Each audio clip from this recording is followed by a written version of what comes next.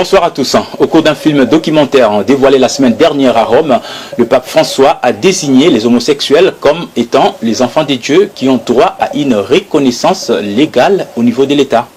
Inconcevable, cette union immorale de personnes de même sexe est bien l'acte abominable qui était à la base de la destruction impitoyable des Sodome et Gomorrhe dans la Bible et qui aujourd'hui constitue un signe avertisseur non négligeable pour l'épouse de Christ. Anna Kisala.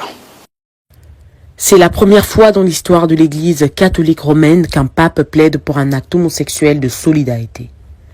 Les personnes homosexuelles ont le droit de faire partie d'une famille, ils sont enfants de Dieu.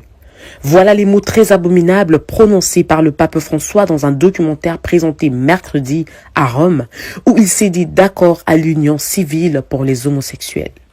Ce n'est toutefois pas une surprise, car le pape François lui-même avait validé en 2014 la possibilité pour l'Église catholique de reconnaître l'amour des couples homosexuels dans le document préparatoire du synode sur la famille.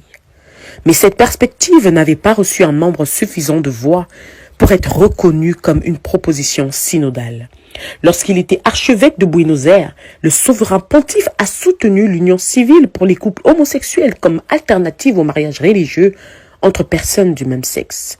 Cependant, devenu pape, l'Argentin se prononce publiquement aujourd'hui en faveur des unions civiles au mépris même de la Sainte Bible qui condamne avec fermeté ces relations immorales. Que dirons-nous? N'est-ce pas là le signe crucial qui nous pointe à la fin des temps? Car l'homosexualité est bien ce péché le plus pervers qui a précédé à l'impitoyable destruction de Sodome et Gomorrhe. Quel temps vivons-nous?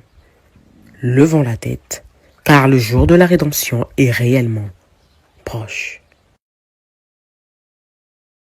Voilà, la rédemption est réellement proche. Merci Anna.